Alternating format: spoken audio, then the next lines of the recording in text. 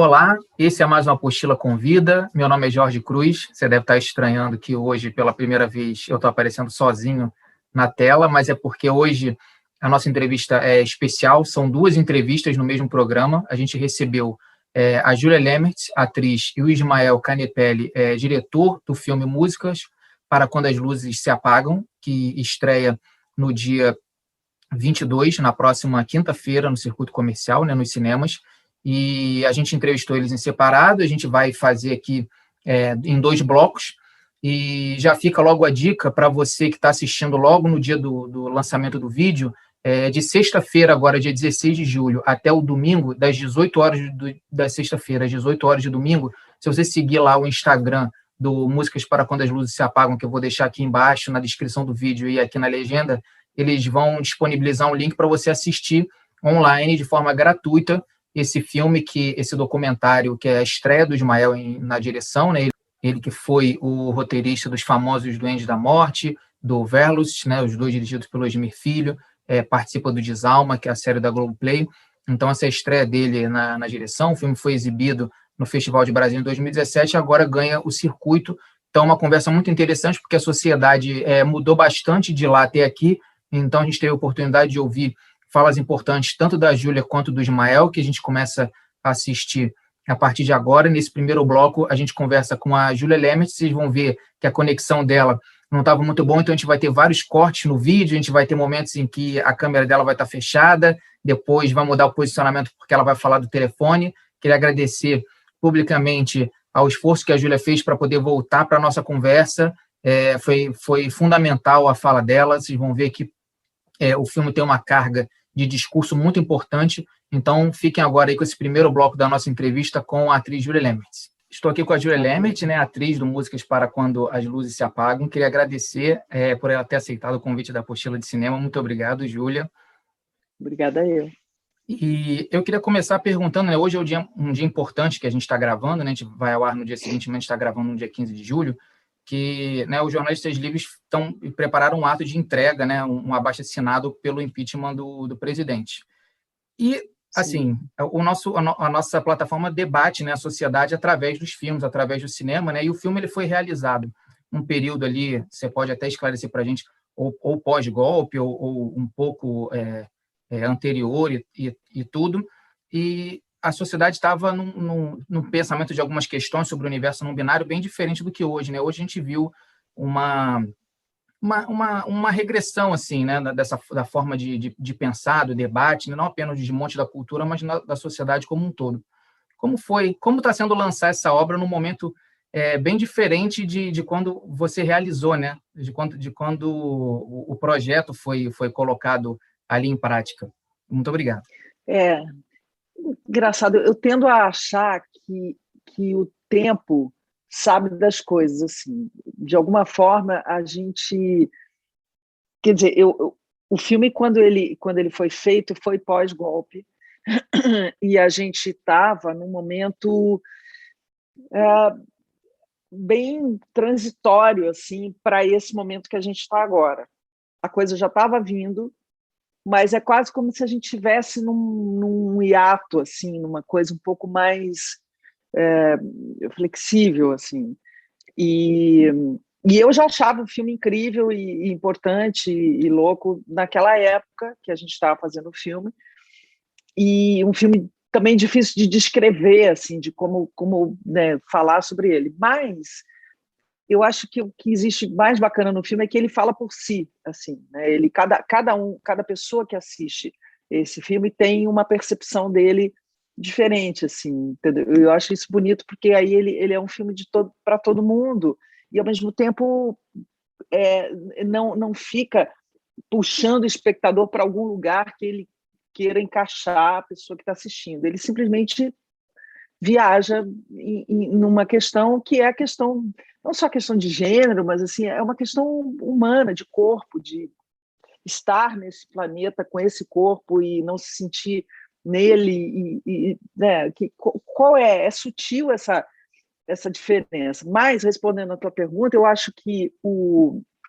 filme veio numa hora maravilhosa, assim. A gente ia estrear o filme antes da pandemia, Quando veio a pandemia, parou tudo e aí o filme ficou no meio do caminho. E aí agora, eu acho que ele fala mais alto ainda, ele fala mais enfaticamente do que talvez falasse naquela época, entendeu?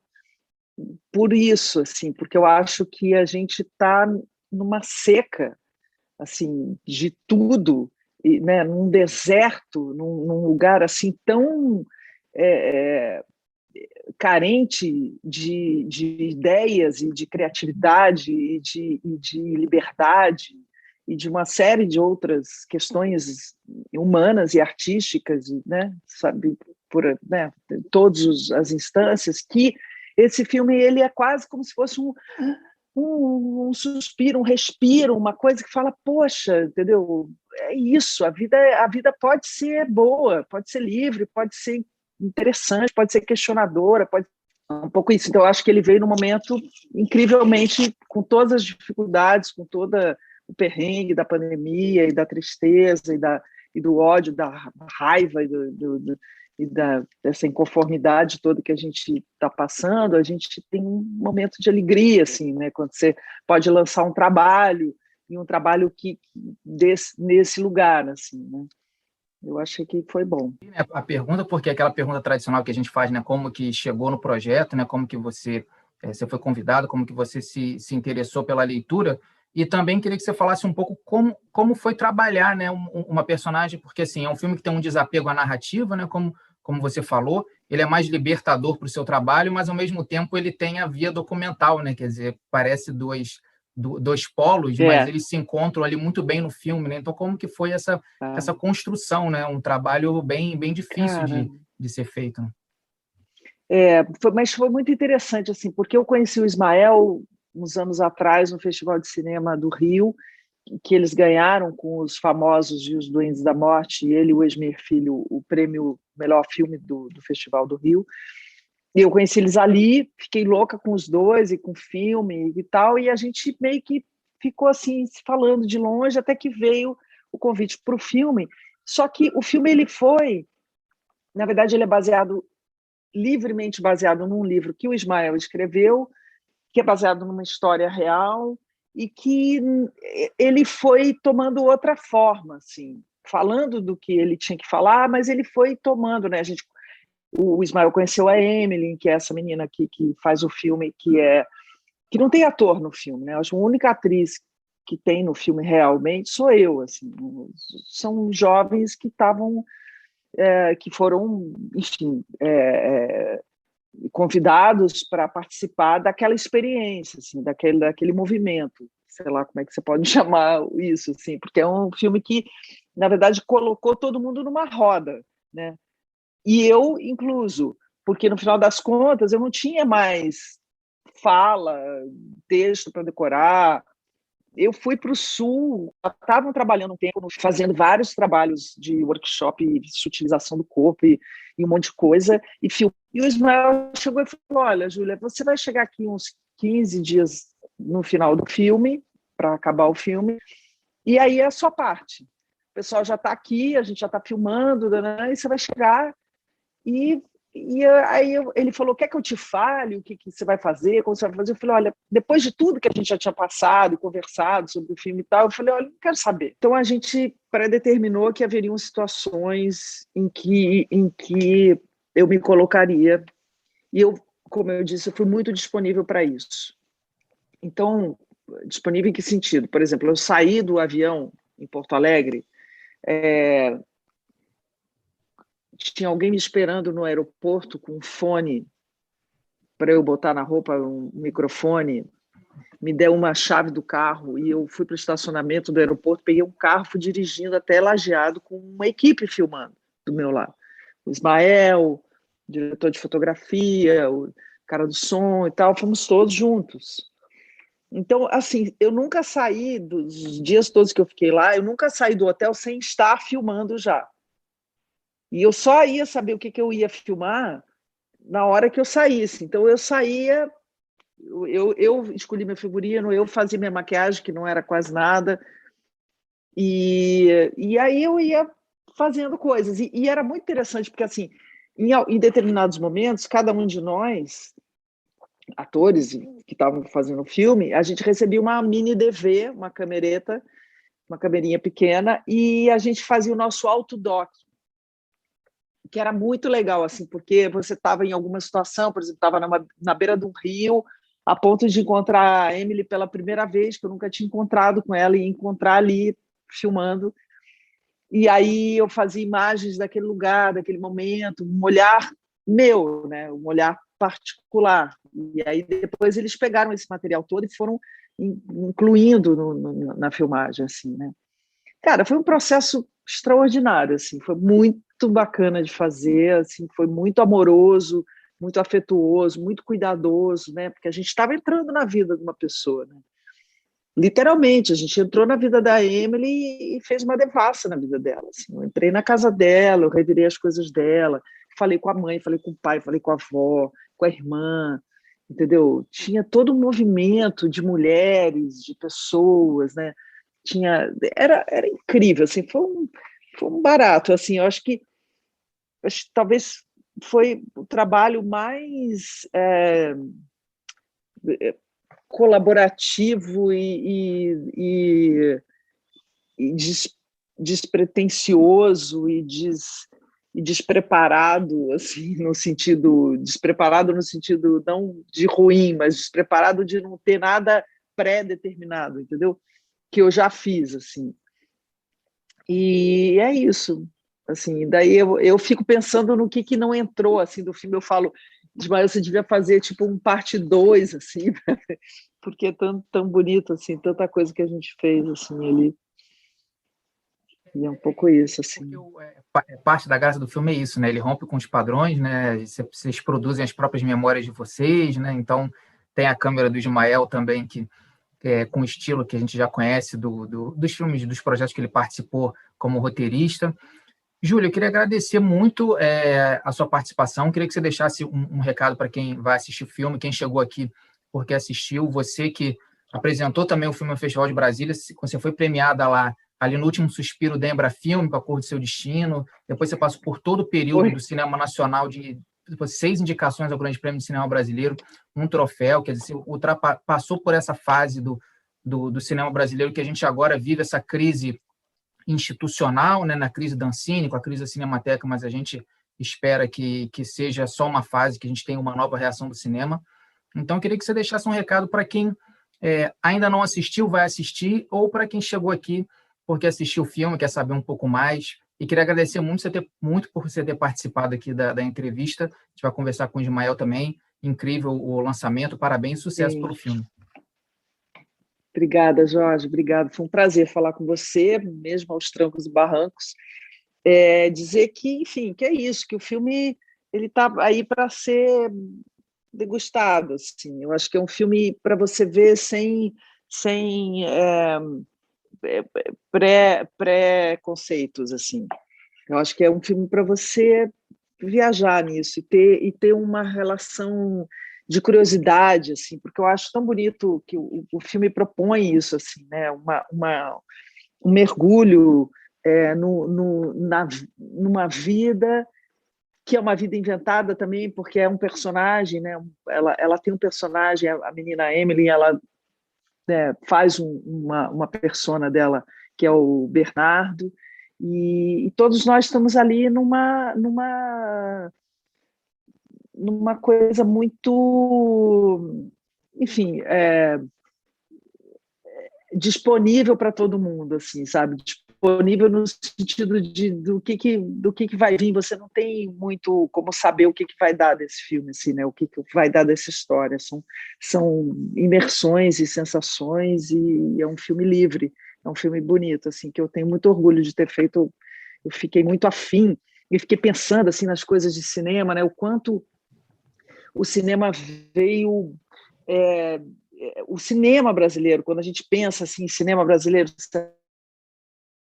falar que filmes não somos uma indústria, porque nunca conseguimos, né, a gente está sempre recomeçando, está sempre saindo com a cabeça para cima da água, Então é difícil isso, assim, né?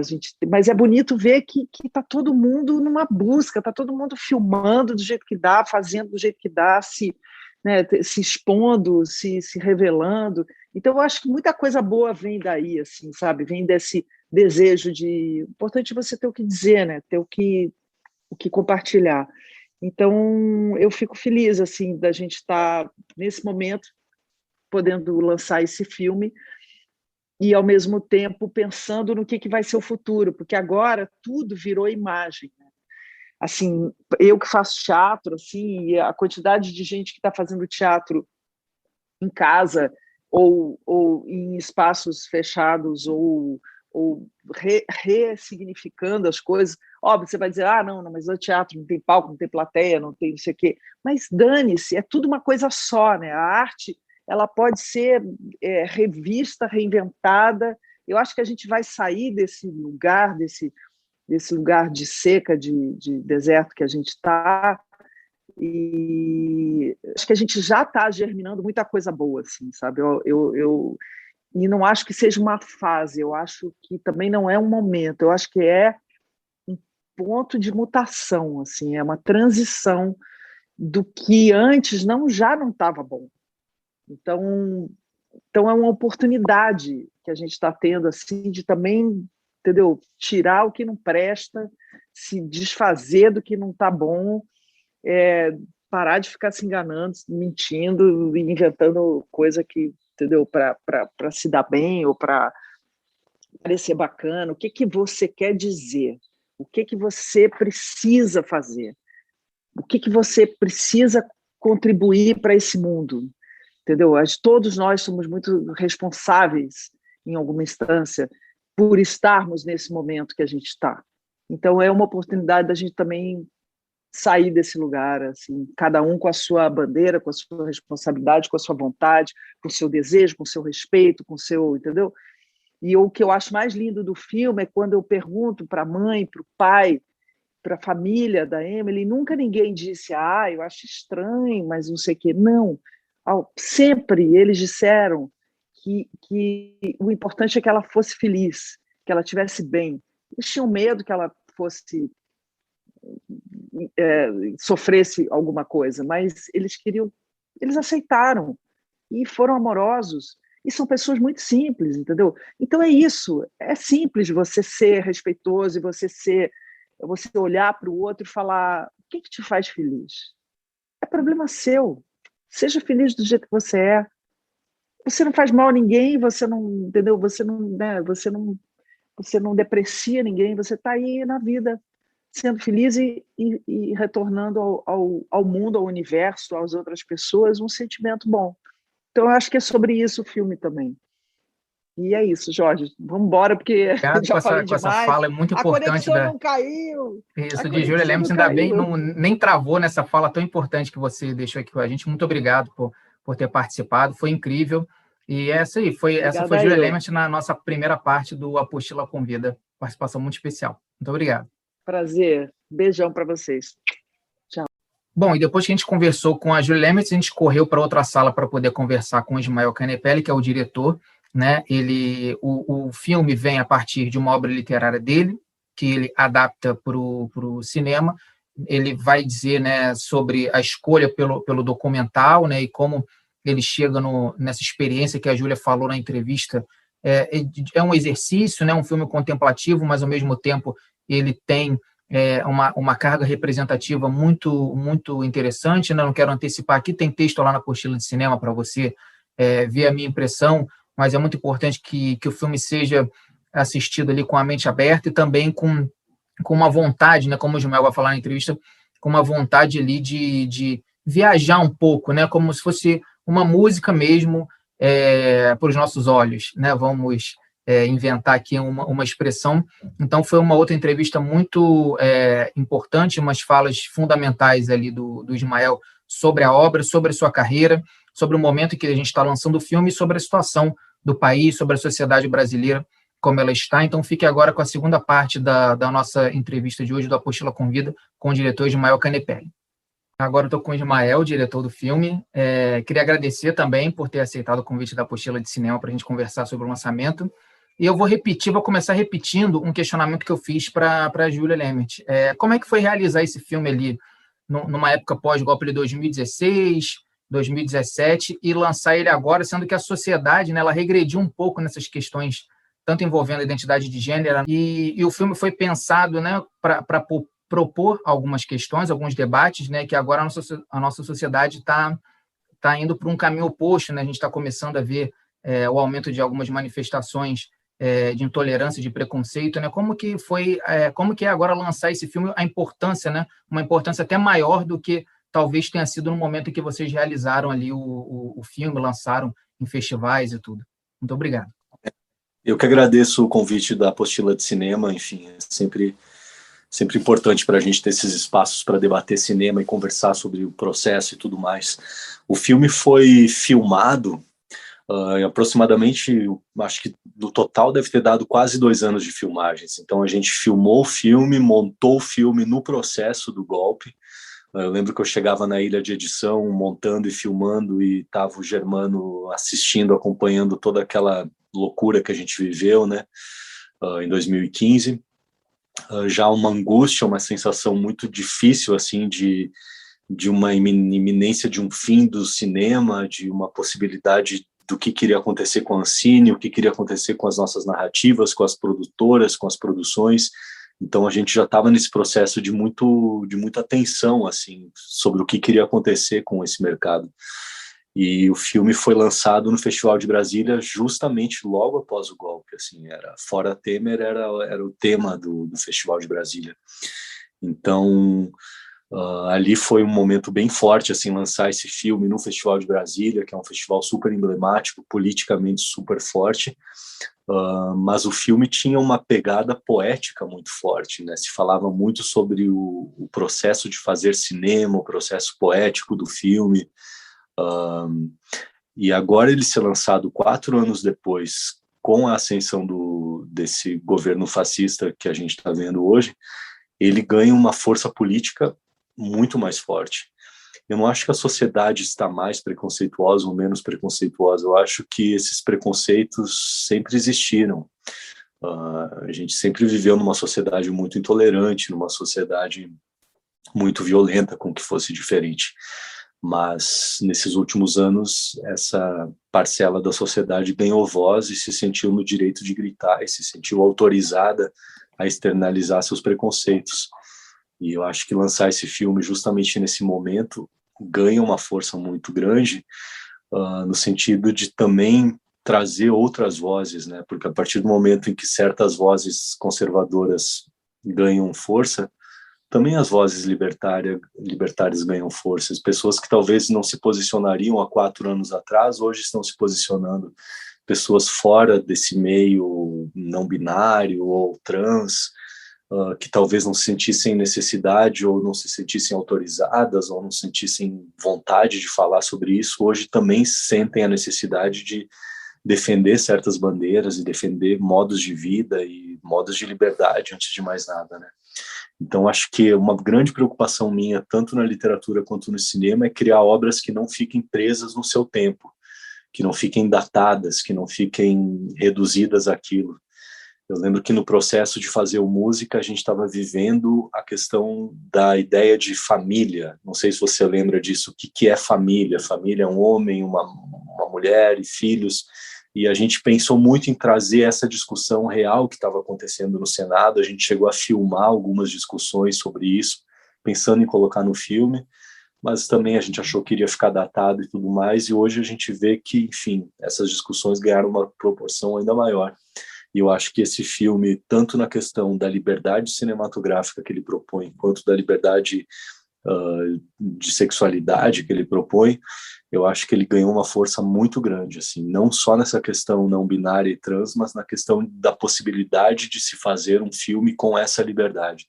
Eu não sei se hoje a gente conseguiria, provavelmente não, a gente não tem mais Ancine, não tem mais linhas de edital, então é quase como se fosse um documentário sobre um momento livre do Brasil, né?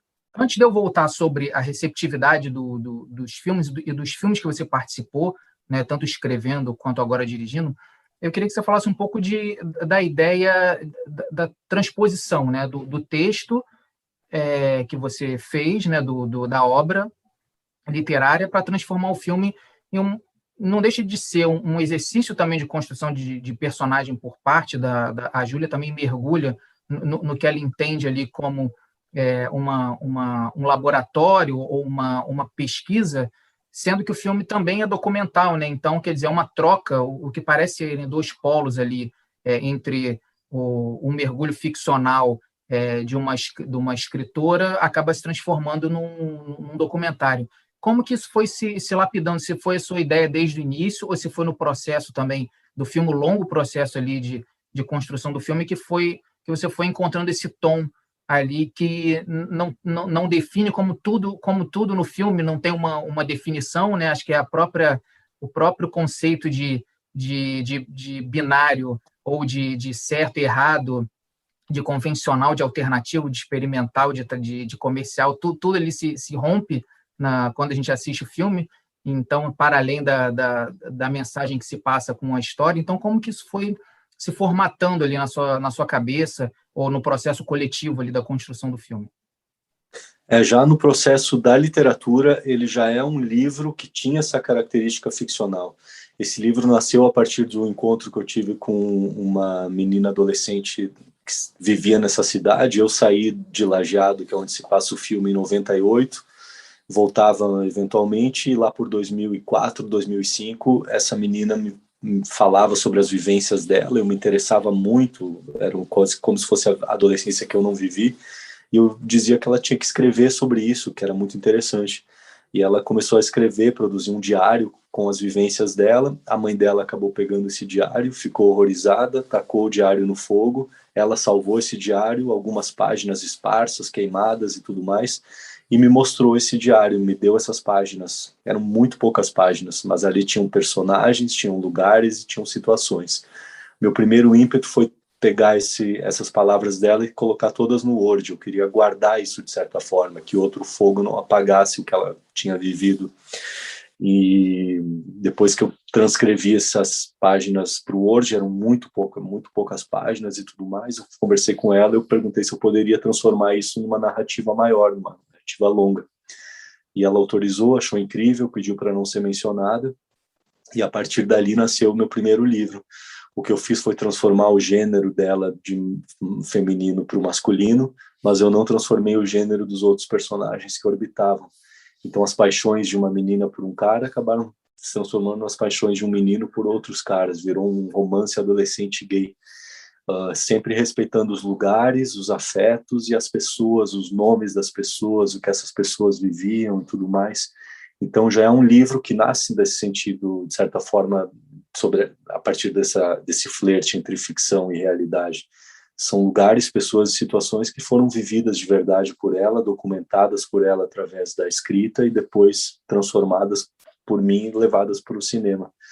Por isso que não cabia de forma alguma transformar isso numa ficção. Eu tive alguns convites de algumas produtoras para roteirizar isso para cinema como ficção, mas eu nunca acreditei que isso fosse uma ficção. Eu queria voltar para esses lugares onde esse diário nasceu, de certa forma, e a partir do meu encontro com esses lugares, dos adolescentes que estariam vivendo naquele momento, naquele lugar, eu entregaria câmeras para esses adolescentes, ao mesmo tempo em que eu os filmaria. E a partir dali nasceria esse novo Música para Quando as Luzes se Apagam, que iria para o cinema. Para a receptividade, né, a forma de consumir cinema, consumir audiovisual mudou muito em pouco tempo, né? Então, queria voltar para quando você lançou Os Famosos Duendes da Morte em 2009, lá no Festival do Rio, né? A gente está numa semana de um Festival do Rio meio televisivo, meio online, né? Mas ali a forma de consumir, a forma até de análise crítica dos filmes era muito diferente, né? No texto que a gente fez revisitando lá na apostila de cinema, a gente fala desse anti-choque geracional, né? Que o filme, assim, ele estava trazendo uma geração nova, estava colocando na tela uma geração nova que a própria análise cinematográfica não se via ali, né? A gente ainda estava dependendo dessas leituras de jornais impressos e tudo, né? E hoje isso mudou completamente, né? Você escreveu também e atuou no Verlust, né? Que foi lançado na Mostra São Paulo, e a gente tem uma outra forma de distribuição, uma outra forma de consumo e uma outra forma de leitura, não só no recorte geracional, mas também representativo. A gente tem falas de todas as áreas, de todos os grupos se posicionando, né, com voz ativa, falando para os seus e para os outros, né? Então, você passou por essas fases, né? Em 2017, como você falou, Brasília, a política cultural começou a ruir, então aumentou a carga política das obras. Como que você está trabalhando agora esse seu fazer artístico? Assim, acho que você mudou um pouco a abordagem, ou você se mantém como você pensava o seu fazer artístico de 10, 15 anos atrás, ou você se sente impactado por essas mudanças, não apenas na sociedade, mas pela forma de consumir, de consumo de arte e de para quem chega, né? Quem tem voz hoje em dia na sociedade também? Sem dúvida, a gente viveu isso claramente, assim. Se antes a gente contava público do cinema, quantos pagantes tiveram, hoje a gente quer que esse filme seja pirateado e seja colocado para todo mundo assistir, tenha link no YouTube. Eu, por exemplo, não sei nem entrar nesse vídeo on demand que tanto falam, é uma coisa que eu não sei, tipo, aonde está esse tal de void que se fala. Acho que hoje as coisas chegam através de links encontrados, links pirateados, alguma coisa de streaming. A gente tem o MUBI, que é muito interessante, né? Porque ainda assim o streaming tem uma curadoria que é muito conservadora, né? Sempre acho que a gente está conseguindo se libertar dessa coisa mais dessa visão mais árvore que a gente tinha, que era um curador, um produtor, um distribuidor, uma sala de cinema, um festival, um jornal. E a gente está entrando nessa fase mais rizomática, onde essas coisas vão se alastrando de certa forma. Então, as pessoas produzem tanto crítica e opinião, e Facebook, e Instagram, e YouTube e tudo mais. Eu acho que a crítica está se diluindo de uma forma muito interessante, assim, a forma como é trocado o material é maravilhoso. Eu estou realmente vivendo essa transformação. Eu ainda não entendi o que vai acontecer. Desde que o Bolsonaro foi eleito, eu não produzi mais nada, eu só estou finalizando coisas que eu fiz até a ascensão do Bolsonaro. Estou terminando roteiros que foram viabilizados ainda quando existia fundo setorial, que era fim do governo Temer. Esse filme está sendo distribuído ainda com um edital de fim de governo Temer. E desde que a gente teve essa ascensão desse regime que flerta com o fascismo, que acabou com as possibilidades de criação dentro da Ancine, foi justamente o momento em que eu fui tragado pela televisão, de certa forma. Acabei fazendo novela, agora estou fazendo a série da Ana Paula Maia, Desalma, 2 temporadas, a gente está gravando muito loucamente, então eu ainda não consegui parar para começar a entender que novo formato de arte a gente vai produzir. Eu agora estou começando a tentar entender que novo roteiro vai ser, ou vai ser uma série, para onde vai isso, sabe? Ou eu vou ter que comprar minhas câmeras, vou ter que ter minha ilha de edição e vamos produzir da forma mais caseira possível. Mas eu ainda estou tentando entender, assim, é tudo muito recente, né? Questão de 2, 3 anos. E você vê o Ferlos que eu fiz com a Esmira, a gente escreveu ao longo de 10 anos. Esse projeto do Música também está acontecendo desde o livro até agora, são 14, 15 anos, então é tudo muito recente. E eu acho que essa fase Bolsonaro que a gente está vivendo, ela é muito curta, se você pensar em termos de produção de arte. Acabou muita coisa, mas a mudança está aí, assim, é bem possível que as coisas renasçam e voltem a acontecer. Então, eu não sei se isso é um soluço, né? Nesse momento, enfim, essa pausa, esse momento em que eu acabei sendo tragado pela obra da Ana Paula Maia, que está me consumindo um puta tempo, mas eu ainda não estou produzindo as minhas coisas, assim. Foi um tempo que, quando o Bolsonaro foi eleito, eu decidi que eu iria parar um pouco, tentar entender que público é esse que o Brasil tem. A gente ouviu vozes muito fascistas, muito conservadoras, então acho que foi um choque de realidade, sabe? Tentar entender para quem a gente está falando. Contar histórias exige uma generosidade muito grande.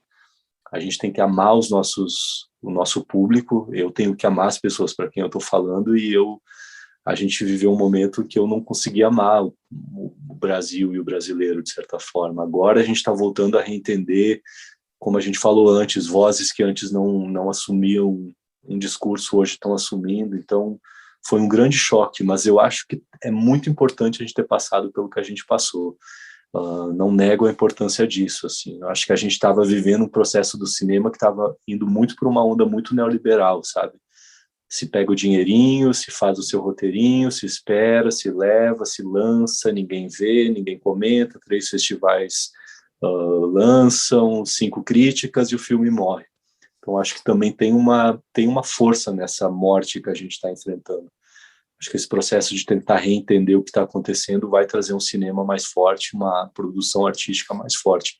Mas as coisas não são tão rápidas assim. Queria agradecer. Queria, como pergunta final, que você falasse não apenas algo aqui que minhas perguntas não alcançaram, mas falasse também do lançamento do livro do Verlos, né? Quem ainda não assistiu, também tem texto lá na apostila, eu indico, né? O livro, pelo que o Esmir falou, numa entrevista também, ele traz a perspectiva da criatura marinha, né? É um filme muito interessante sobre essas múltiplas falências também da sociedade e de como famílias, as pessoas próximas ali vão se colocando na beira do precipício em determinadas situações. Então, eu queria que você falasse sobre o lançamento do livro, que muita gente também pode chegar aqui também com essa expectativa de querer ler a versão literária do Verlust, e falasse sobre algo que as perguntas não alcançaram, desejar mais sucesso ainda na sua carreira, dar parabéns pelo Músicas para Quando as Luzes se Apagam, indicar as pessoas também que sigam também o Instagram do filme, que também está lá disponível o perfil para acompanhar onde que o filme vai sair, né? Porque com certeza depois dessa campanha vai para alguma plataforma de streaming, vai ser lançado, vai ganhar aí o mundo. Então, queria agradecer que você deixasse um recado final, falasse sobre o livro e quando que a gente vai te ver novamente. O Verlust é um livro que foi escrito até mesmo durante o processo de montagem e de pós-produção do longa. Ele nasceu no processo de escrita do roteiro. Eu queria escrever sobre um dos personagens, eu não sabia se seria a Frederica, o Constantin, a Tuane, o João, e o Esmir que ele falou, a voz que eu mais quero ouvir é a voz dessa baleia, que na época ainda era uma baleia que encalhava. Então foi esse processo de escrita dessa voz dessa baleia. Eu não quis lançar o livro antes de ir para o set, para ouvir os atores, ver que filme sairia dali, que vozes sairiam dali, que baleia era essa que o Esmir iria encalhar na frente dessa praia. Quando surgiu essa baleia, o livro continuou sendo escrito. Quando essa baleia ganhou luz e deixou de ser uma baleia para virar uma criatura abissal, o livro ganhou outra conotação quando esse filme foi para a montagem, quando o Germano, que também montou o Música para Quando as Luzes se Apagam, quando a gente trouxe aquela baleia sendo desmontada, aquele boneco, aquela estrutura, tudo isso foi contaminando o livro e transformando o livro. Então eu respeitei muito o tempo da literatura e o tempo do cinema. Não tinha essa pressa de quando o filme for lançado tem que ter o livro, até porque eles são obras independentes, né? Então o livro está pronto agora e deve ser lançado por volta de setembro, mais ou menos, eu acredito. Está na editora Iluminuras, que é a mesma editora que lançou Os Duendes. A gente já está na fase final de capa, orelha, essas coisas, e a gente acredita que em setembro o livro vai estar aí para todo mundo ler. Muito obrigado, Ismael. Você quer deixar um recado final aí para a gente terminar? Queria agradecer mais uma vez a sua presença aqui, desejar sucesso para o lançamento do filme em todas as plataformas, começando aí pelo circuito comercial tradicional aí do cinema, mas com certeza mais uma obra sua com uma vida longa pela frente aí, que vai ser vista, revista ao longo do tempo. Muito obrigado. Muito obrigado pelo espaço, e queria convidar as pessoas a assistirem Música para Quando as Luzes se Apagam e que assistissem esse filme como se ouve uma música a gente não escuta uma vez inteira e esquece, a gente volta a essa música, a gente ouve trechos dessa música. Eu acho que o filme se propõe a isso, assim, é quase como se fosse um livro de poesia ou uma música, assim.